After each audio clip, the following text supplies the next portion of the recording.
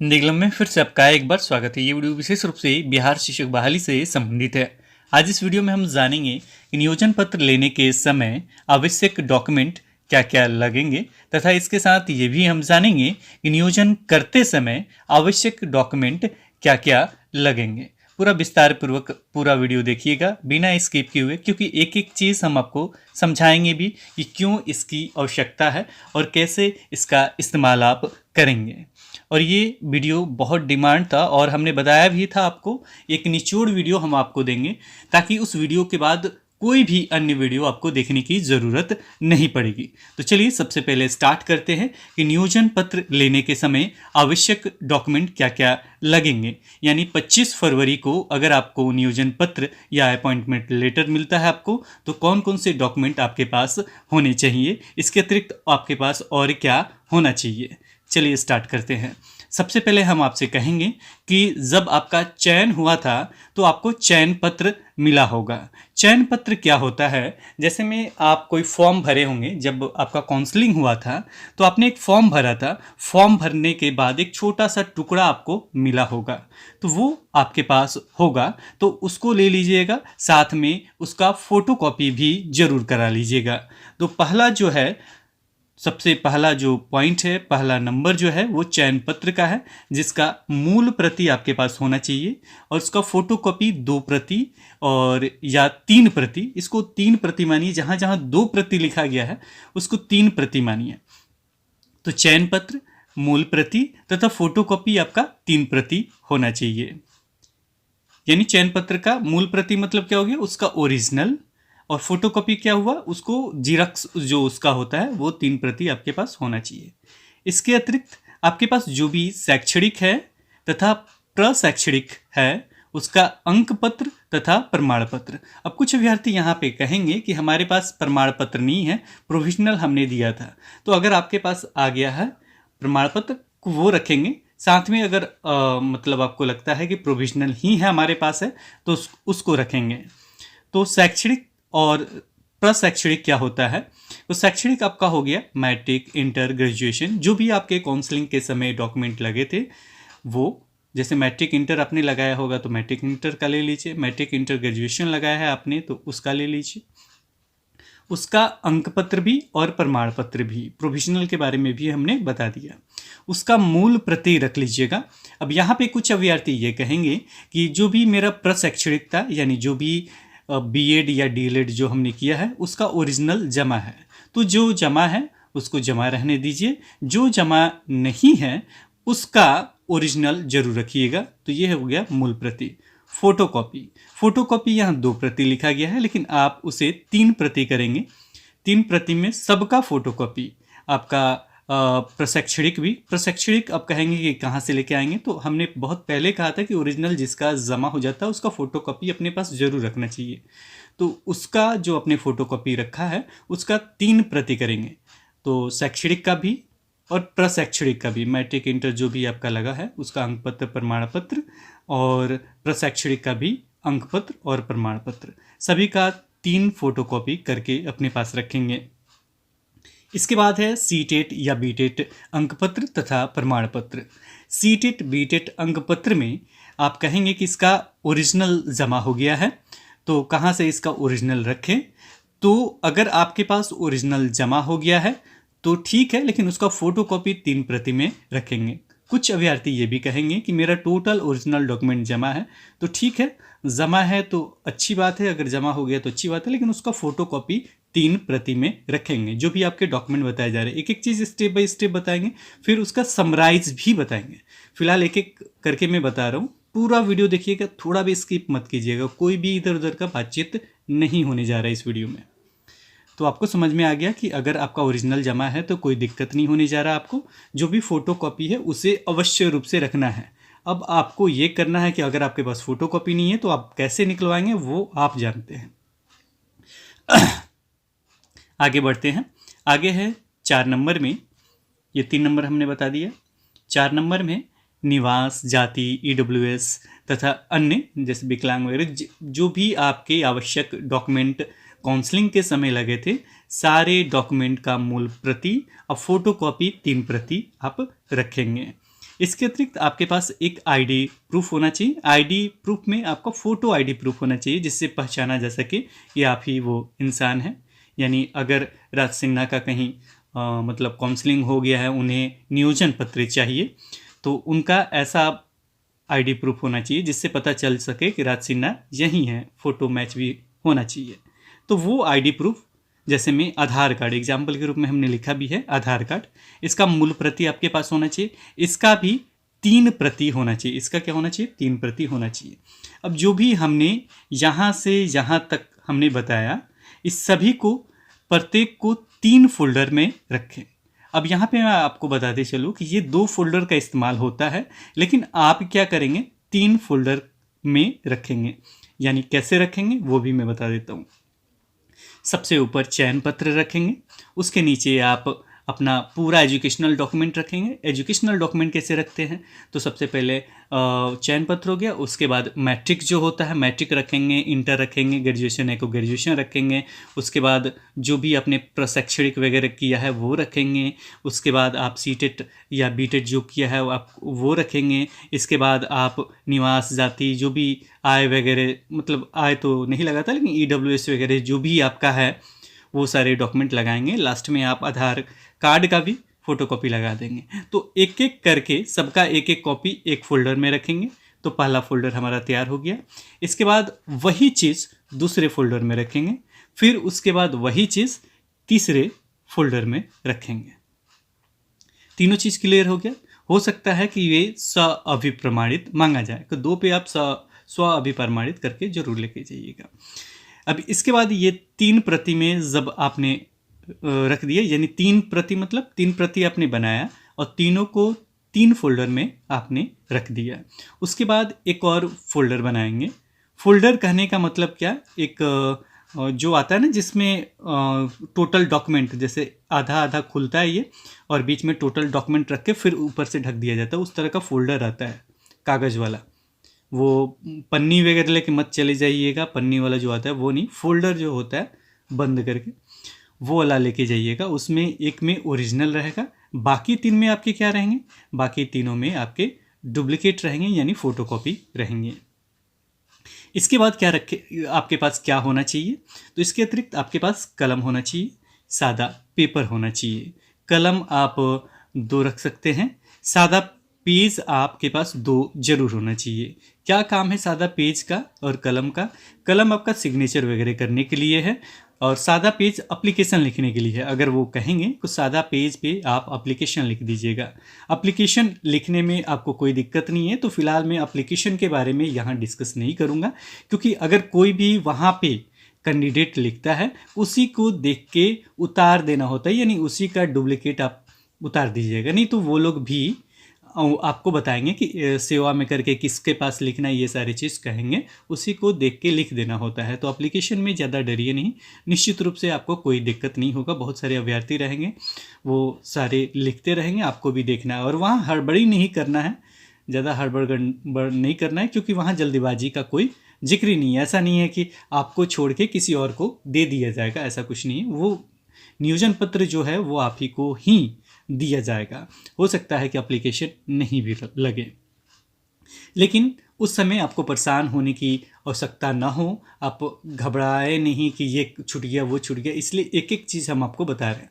वहाँ पे हो सकता है 2 ही फोल्डर लगे, एजुकेशनल क्वालिफिकेशन का हो सकता है 1 भी नहीं लगे, लेकिन ये सारे डॉक्यूमेंट आपके पास होने चाहिए। नहीं को आप चले गए नियोजन पत्र लेने के लिए, पता चला कि 3 कॉपी मांगा गया, आपके पास 1 भी कॉपी नहीं, तो क्या करेंगे? इसलिए ये सारे स्टेप हम आपको बता रहे हैं ताकि उस समय कोई असुविधा नहीं हो।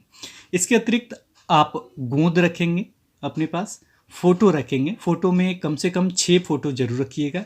इसका इस्तेमाल एक बार हुआ ये था कि नियोजन पत्र मिला था, वहाँ पे ऊपर में एक जगह फ़ोटो का बना हुआ था आइकन, वहाँ पे वो फ़ोटो लगाया गया था। इसलिए हमने बोला है कि फ़ोटो का और आवश्यकता पड़ सकता है, वो कम से कम 6 फ़ोटो जरूर रखिएगा। आप फ़ोटो जो आपने आवेदन करते समय चाहे अन्य करते समय जो भी आपने फ़ोटो लगाया है, वो 6 फ़ोटो ना रख के कम से कम 10 से 20 फ़ोटो जरूर बनवा लीजिएगा। आगे हम बताएंगे कि फ़ोटो का और कहाँ इस्तेमाल होगा। फिलहाल आपके जो भी फोल्डर अलग से होंगे उसमें आपका फ़ोटो, गोंद, अन्य जो है प्लास्टिक वाले में रखेंगे तो अच्छी बात है। अब ये आपको समझ में आ गया कि गोद फोटो का क्या काम है। इसके बाद आपके पास कोविड-19 से संबंधित जो भी गतिविधि होता है, जो भी सावधानियां बरतनी होती है, उसे आपको फॉलो करना चाहिए। जैसे में आपके पास मास्क होना चाहिए, आपके पास पानी बोतल होना चाहिए, सैनिटाइजर होना चाहिए, ग्लव्स भी रखना चाहें तो रख सकते हैं, नहीं रखते भी तो कोई बात नहीं, कि मास्क वगैरह जरूर रखिएगा। हो सकता है अगर आपके पास नहीं हो कोई दिक्कत होगा, इसलिए हमने पहले बता दिया। तो अभी हम डिस्कस कर रहे थे 8 नंबर के बारे में, ये टोटल पॉइंट डिस्कस हो गया।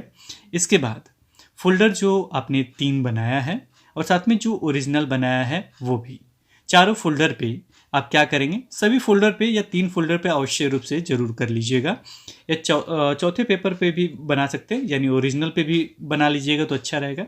सभी फोल्डर पे अपना नाम लिखेंगे, यानी 4 फोल्डर एक ओरिजिनल लेके, ओरिजिनल मतलब ओजी, तो ओरिजिनल लेके, और ये है फोटो कॉपी पीसी, ये भी पीसी और ये भी पीसी, को ये तीनों पीसी और एक ओजी यानी ओरिजिनल मूल।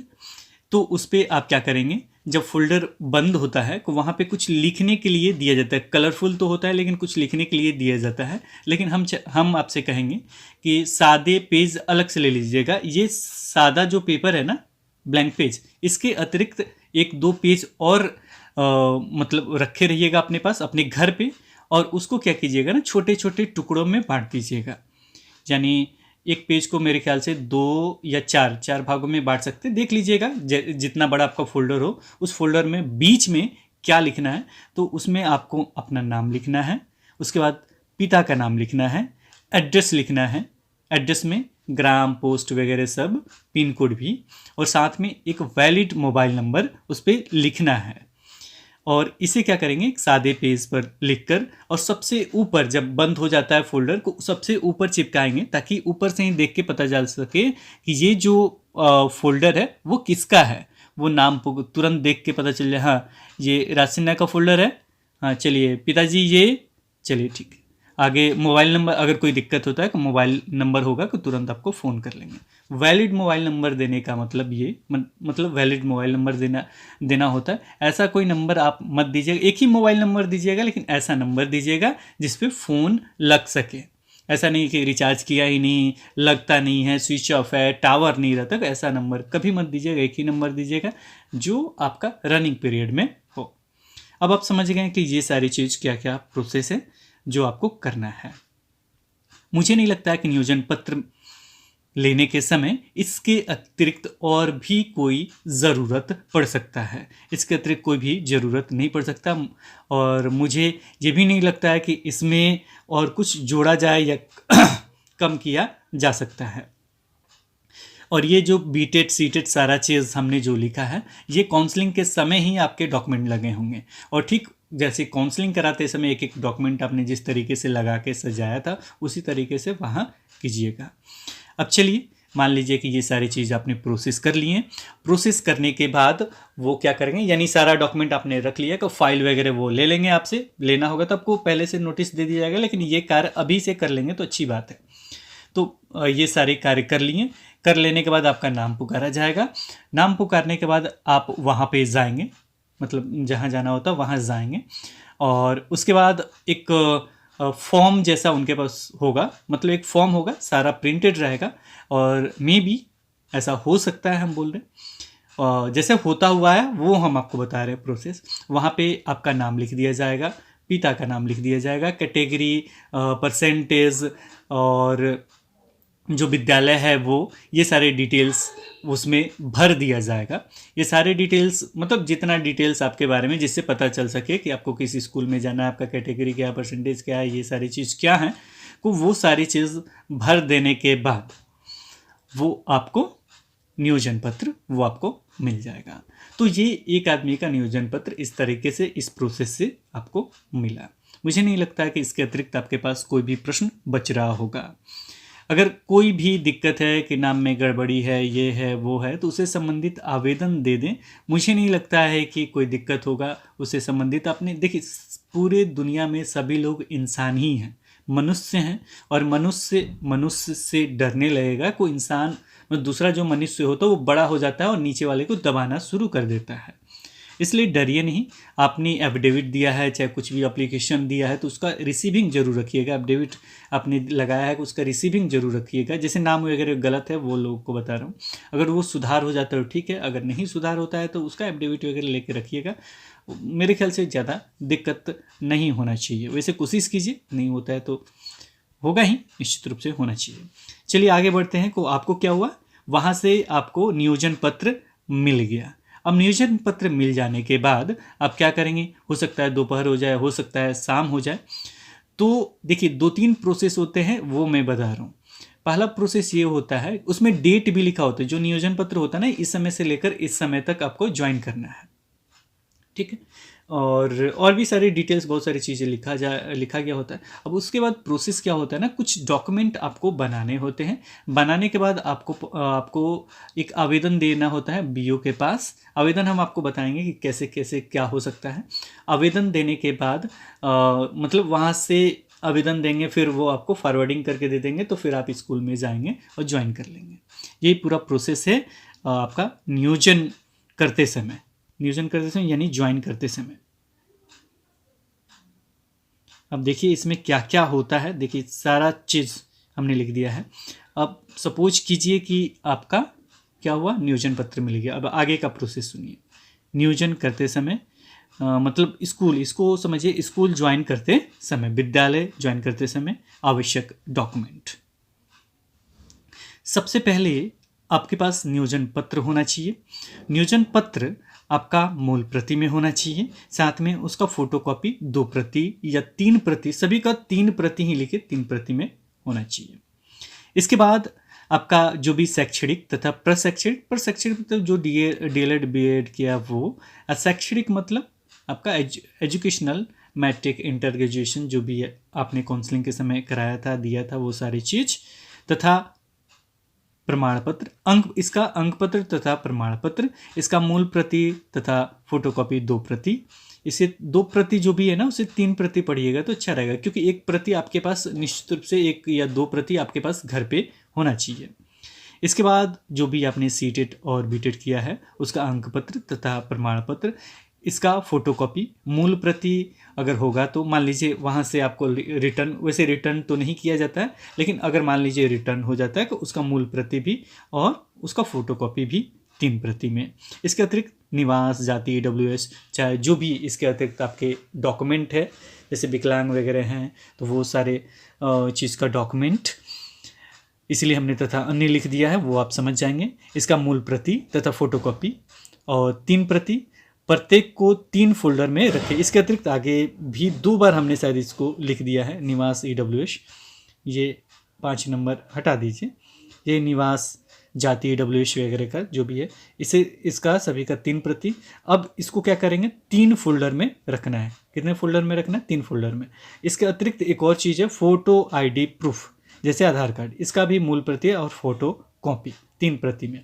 तो ये फिर से आपका जो है, ये सारे चीज़ सबसे ऊपर में हो गया आपका नियोजन पत्र। और नियोजन पत्र के अतिरिक्त आगे हम बात करते हैं, अभी फोल्डर अभी हम नहीं बना रहे हैं, आगे भी बात करते हैं। इसके बाद आपके पास कलम होना चाहिए, सादा पेपर 2 प्रति में होना चाहिए, फोटो आपके पास होना चाहिए, गोंद होना चाहिए, आपके पास मास्क, पानी बोतल, सैनिटाइजर इत्यादि होना चाहिए। इसके अतिरिक्त आपके पास एक शपथ पत्र होना चाहिए। शपथ पत्र क्या हो सकता है, अगर डिमांड होता है तो शपथ पत्र आप कोर्ट से जाएंगे तो वकील वगैरह की सहायता से निश्चित रूप से बन जाता है। कुछ पैसे लगते हैं, वहाँ पे जाते हैं तो 1 दिन में निश्चित रूप से बन जाता है। अब देखिए करना क्या है, ये सारे डॉक्यूमेंट मैं कहूँगा 3-4 फोल्डर अभी से खरीद के सारे बना के रख लीजिए। ओके, 3-4 फोल्डर, यानी 3 ऊपर बताया, कम से कम 2 नीचे के लिए भी, या 3 ऊपर 3 नीचे, 6 फोल्डर हुआ। 6 फोल्डर अभी से खरीद के रख लीजिए, और एक ओरिजिनल के लिए 7 फोल्डर, 6 फोटोकॉपी और 1 ओरिजिनल निश्चित रूप से रख लीजिए। अगर कुछ बचता है तो आगे के लिए भी कार्य आएगा, नहीं तो कम से कम 4 कम से कम जरूर कर लीजिएगा फोटोकॉपी, और 1 ओरिजिनल जरूर अपने पास रख लीजिएगा पहले से करा के। अब इसमें क्या करना है आगे, जैसे ही आपको नियोजन पत्र मिला और स्कूल ज्वाइन टाइम दे दिया गया। अब उसके बाद क्या करेंगे, आप शपथ पत्र अगर लिखा हुआ है कि शपथ पत्र बनवाने के लिए चले जाएंगे, इससे पहले शपथ पत्र लगा हुआ है। इसके अतिरिक्त आप शपथ पत्र में कुछ नहीं होता, कोर्ट वगैरह में जाएगा निश्चित रूप से बन जाएगा। अब यहाँ पे कुछ लोग पूछेंगे कि नोटरी से चाहिए या फर्स्ट क्लास मजिस्ट्रेट का, तो हम कहेंगे फर्स्ट क्लास मजिस्ट्रेट लिखा हुआ को जरूर बनवा लीजिएगा, नोटरी वगैरह का को तुरंत बन जाता है, आप नहीं भी जाएंगे तो मेरे ख्याल से फर्स्ट क्लास मजिस्ट्रेट का अगर लिखेगा तो निश्चित रूप से उसका जरूर बनवा लीजिएगा। वो अगर वो उस दिन बैठे हुए हैं तो उसी दिन आप सेम डे में बनवा सकते हैं, लेकिन शाम तक बनता है, याद रखिएगा शाम तक 2 बजे या 3 बजे के बाद मिल जाएगा आपको। वो आपको एक बार बुलाएंगे और साइन करके दे देते हैं, तो ये बन जाएगा शपथ पत्र। इसके बाद शपथ पत्र अगर चाहिए तो सारा डेटा लिखा हुआ होता है, नहीं कि उसका फॉर्मेट वगैरह हम उपलब्ध करा देंगे, उसको देख के केवल भर के करवा लेना है। इसके बाद दूसरा जो है मेडिकल सर्टिफिकेट। मेडिकल सर्टिफिकेट यानी स्वास्थ्य प्रमाण पत्र, यानी शिक्षक बनने योग्य हैं या नहीं। अब इसके लिए आप डायरेक्ट सदर हॉस्पिटल में जाएंगे। सदर अस्पताल जो होगा आपके शहर में जरूर निश्चित रूप से होगा सदर हॉस्पिटल, वहाँ सीएस के थ्रू आपका ये बनता है। और यहाँ पे पैसे वगैरह की बात तो हम नहीं कहेंगे, लेकिन निश्चित रूप से आप वहाँ जाएंगे, निश्चित रूप से बन जाएगा। और जो भी प्रोसेस होते हैं मतलब आपको बनवा लेना है, ठीक है। और इसमें क्या होता है ना, भाग दौड़ में आपका बीपी वगैरह बढ़ जाता है कि इसको शो कराने लगते हैं, वो जांच भी करते हैं, मतलब आपका बीपी हुआ, शुगर हुआ, यूरिन हुआ, और भी 3-4 तरह का 5-6 तरह आई वगैरह सारा चीज़ टेस्ट वगैरह करते हैं। साथ में ये भी कहूँगा कि पैसा खर्च करके बाहर जांच मत करवाइएगा, अंदर ही जांच होता है। सदर हॉस्पिटल में इतना व्यवस्था है कि सारा अंदर ही जांच होता है। बाहर वाला अगर डॉक्यूमेंट अगर आप लगाएंगे उसमें तो हो सकता है कि आपको कहा जाए कि नहीं आप अंदर करा के लेके आइए, बाहर वाला मान्य नहीं करेंगे, ऐसा हो सकता है। अगर वो कहेंगे कि नहीं बाहर से ये सारी जांच करवा के आइए उसके बाद हो जाएगा तो अच्छी बात है। अगर ऐसा नहीं होता है तो आप क्या करेंगे, आप निश्चित रूप से सदर हॉस्पिटल में जाइएगा। वैसे भी भीड़ तो रहेगा ही, वहाँ पे जाके एक एक जांच करा लो। भीड़ किस चीज़ का रहेगा, को सारे शिक्षक बनने के लिए बेचैन है, को सारे अभ्यर्थी अपने अपने ज़िले में जाएंगे। कहाँ से बनवाना है कुछ मत सोचिए, जहाँ से मर्जी वहाँ से बनवा लीजिए, ठीक है। वहाँ से बनवा लो कि मेरा ससुराल इधर है, ये है वो, कुछ नहीं, आपको जहाँ से उपलब्ध है वहाँ से बनवा लीजिए। कोशिश कीजिए कि जिस ज़िले में ज्वाइनिंग हो रहा है वहाँ से बन जाए तो अच्छी बात है, नहीं कि जहाँ से मर्जी वहाँ से बनवाइए। ओके, ये क्लियर हो गया। अब ये बनवाने के लिए आपको नियोजन पत्र होना चाहिए, उसका फोटोकॉपी लगेगा वहाँ पे, क्योंकि किस लिए बनवाया जा रहा है ये चीज़ होता है। तो वो आप जाएंगे को शपथ ये मेडिकल आपका बन जाएगा, जांच वगैरह होगा, थोड़ा सा प्रोसेस होता है, लेकिन 3-4 घंटे लग जाते हैं। उसके बाद शाम दोपहर तक ये निश्चित रूप से आपको मेडिकल सर्टिफिकेट, स्वास्थ्य प्रमाण पत्र आपको मिल जाएगा। बीपी वगैरह पे कुछ होता है खर्च वगैरह, छोड़िए, मतलब नहीं कर सकते, लेकिन अपना अनुसार सारी चीज़ देखिए। सारा चीज़ हम नहीं कर सकते, लेकिन हमने देखा है, लेकिन गलत चीज़ जो होता है उसको हम कभी किसी को सलाह नहीं देंगे कि गलत की तरफ बढ़िए। लेकिन फ़िलहाल आप जरूर स्वास्थ्य प्रमाण पत्र बना लीजिएगा, निश्चित रूप से बन जाता है। सिग्नेचर वगैरह करके आपको निश्चित रूप से 12-2 बजे तक निश्चित रूप से मिल जाएगा। इसके बाद आप क्या करेंगे, को टोटल फोल्डर, अब देखिए यहाँ तक मेरा बन गया। अब ये टोटल फोल्डर बना लेंगे, उसमें आपने नियोजन पत्र लगा दिया, शपथ पत्र लगा दिया, आपने मेडिकल सर्टिफिकेट लगा दिया, शैक्षणिक प्रशैक्षणिक सीटेड बीटेड जाति निवास आधार कार्ड का फोटोकॉपी वगैरह सारा का तैयार कर दिया फोल्डर। 1 2 3 फोल्डर आपने तैयार किया। कितना फोल्डर, 3। ये फोटोकॉपी का तीनों है, और एक ओरिजिनल आपने, सब ओरिजिनल एक अलग रखते हैं हमेशा, याद रखिएगा। कोई ये चौथा जो फोल्डर आपने तैयार किया ये चौथा ओजी का हुआ, ठीक है। और सभी पे हमने बोला है कि जब भी आप फोल्डर बनाएं तो उसके ऊपर एक सादे कागज़ पे सारा चीज़ अपने बारे में लिख दें, आपका नाम, पिताजी का नाम, एड्रेस, मोबाइल नंबर, ये सारी चीज़ ज़रूर उसमें लिखें। अब इसके बाद आगे बढ़ते हैं, और कागज़ कलम अपने पास रखेंगे, फ़ोटो गोंद रखेंगे, ये सैनिटाइजर, कोविड-19 का पालन करने के लिए ये सारी चीज़ रखे रहिएगा। मतलब मास्क तो ज़रूर है, नहीं तो बोल देता है लोग, आपका भी मूड ऑफ हो जाएगा, इसलिए फॉलो करने के लिए हम लिख दिए हैं। इसके बाद क्या होगा, ये सारी चीज़ हो जाने के बाद आप क्या करेंगे, बीओ के पास जाना होता है उसके बाद, तथा आवेदन लिखना होता है। एक बीओ के पास जाएंगे, उनके पास आवेदन का फॉर्मेट भी होता है, चाहे वहाँ पे पूछ लेंगे कि सेवा में किसके नाम से लिखो, कि सेवा में बोल देगा कि इनके नाम से लिखिए। बीओ मतलब बीईओ, तो उनके नाम से लिख दीजिए, उनके नाम से आप लिख देंगे। लिखने के बाद पूछ लीजिए किसके नाम से लिखने को, वो सारी चीज़ लिखने के आगे का प्रोसेस लिख देने के बाद हो सकता है वहाँ पे फ़ोटो चिपकाया जाए। वहाँ भी फ़ोटो हो सकता है लगता है आवेदन पे ही, को फ़ोटो लगा दीजिएगा। और फ़ोटो लगाने का उसका फ़ोटो कॉपी देखिए जितना आवेदन आप दे रहे हैं ना, सबका आपके पास एक फ़ोटो कॉपी जरूर रखिएगा। जितना आवेदन दे रहे हैं उसका क्या करेंगे, सभी का फ़ोटो कॉपी जरूर रखिएगा। कोशिश कीजिएगा कि उसका फ़ोटो कॉपी जो भी जमा कर रहे हैं उसका एक रिसीविंग जरूर आप ले लें। जहाँ भी आवेदन दे रहे हैं 2 कॉपी में बना लीजिए, एक रिसीविंग ले लीजिए, तो हमेशा के लिए आपके कार्य में रहेगा। या फोटो वगैरह खींच लीजिए, रिसीविंग लीजिएगा तो सबसे अच्छा आएगा। फ़ोटो कॉपी करा लिया आवेदन का और उसका रिसीविंग आप ले लिए, तो बीओ को जो देना है फ़ोटो कॉपी तुरंत बाहर में हो जाएगा। ब्लॉक वगैरह में देते हैं तो अगर वहाँ पे है तो बीआरसी वगैरह, तो उसका फ़ोटो कॉपी क्या करेंगे, रख लेंगे, मतलब रिसीविंग करा के अपने पास रख लीजिएगा तो ठीक रहेगा। और वो होता क्या है, देखिए यहाँ पे क्या होता है ना, हो सकता है कि वो करते हैं क्या है, ये फॉरवर्डिंग कर देते हैं।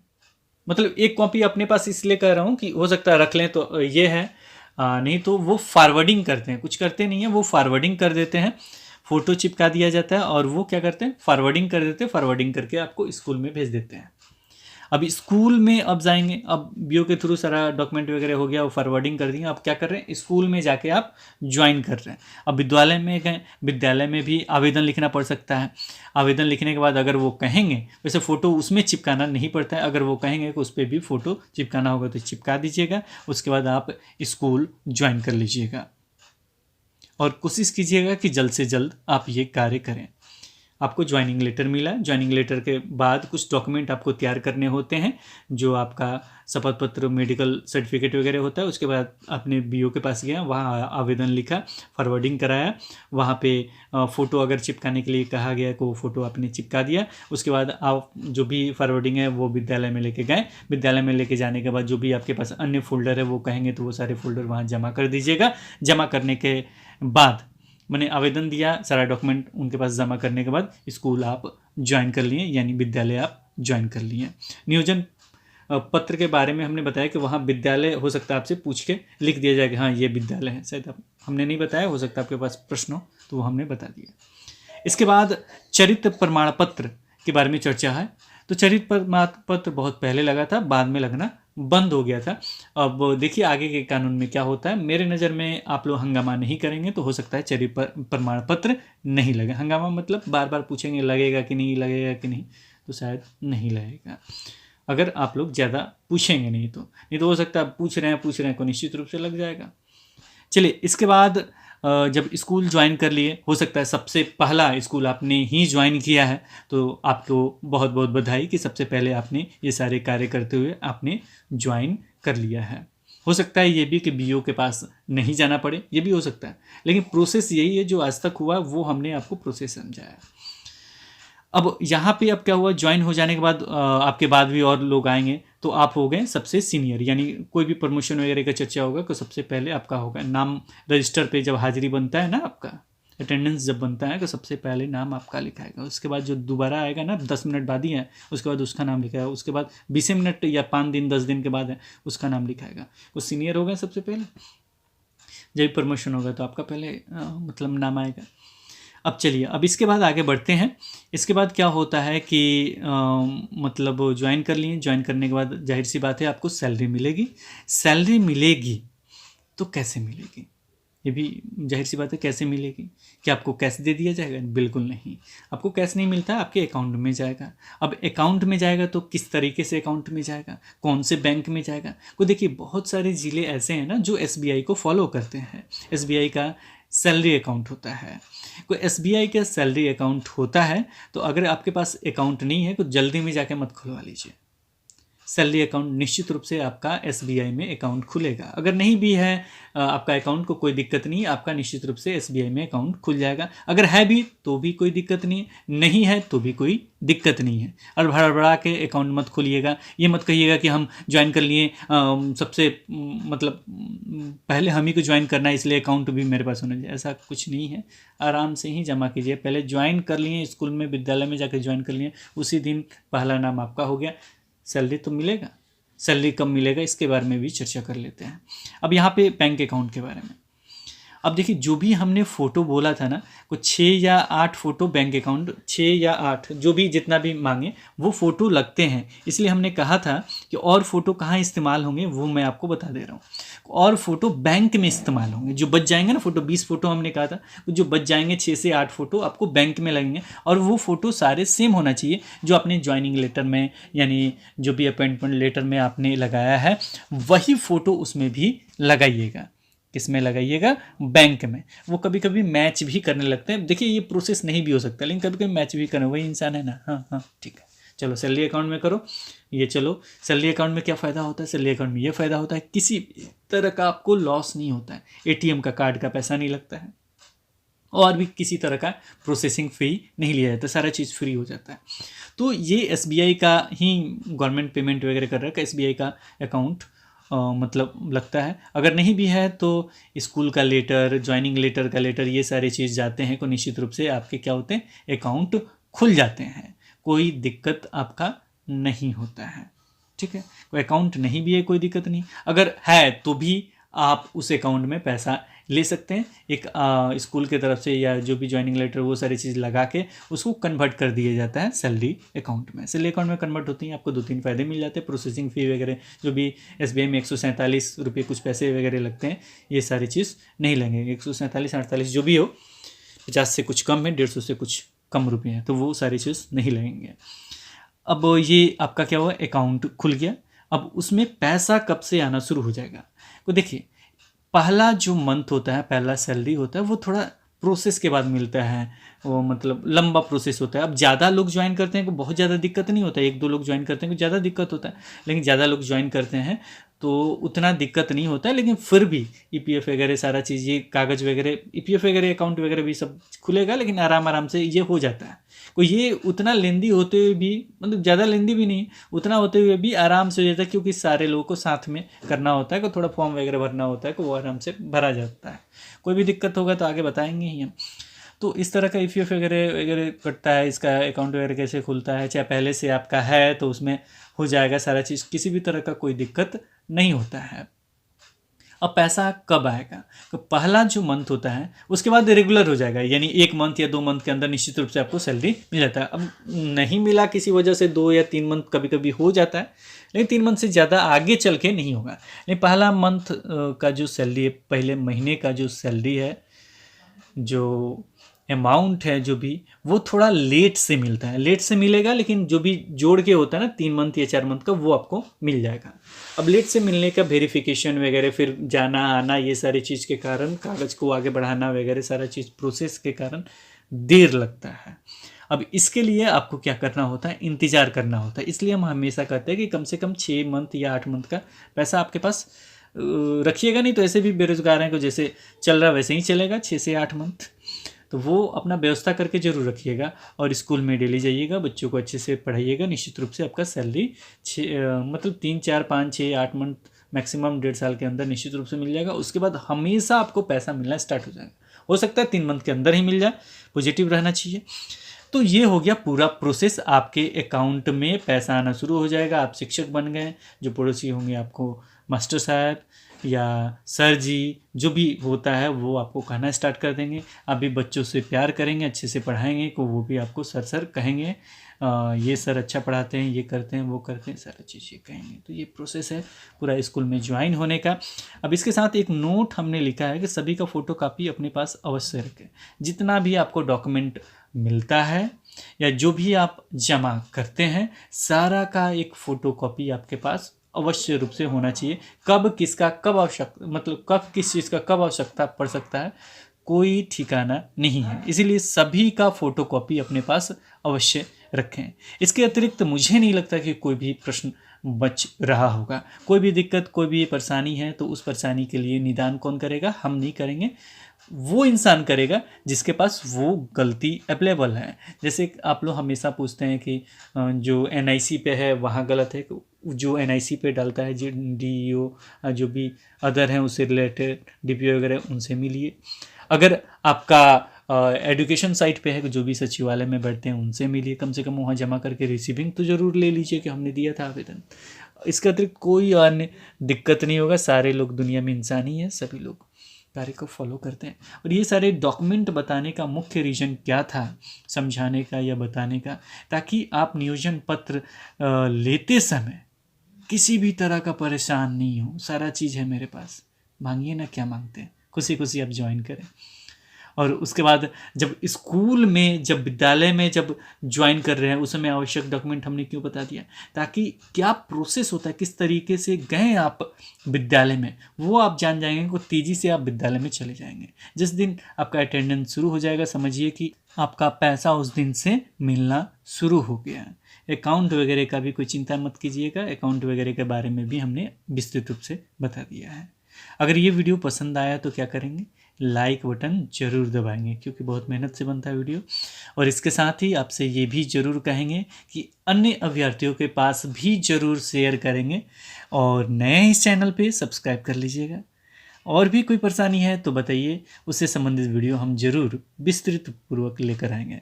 फिलहाल इस वीडियो में इतना ही, फिर मिलते हैं एक नए वीडियो के साथ। तब तक देखते रहें, बने रहें हिंदी क्लब पे। धन्यवाद, बाय बाय।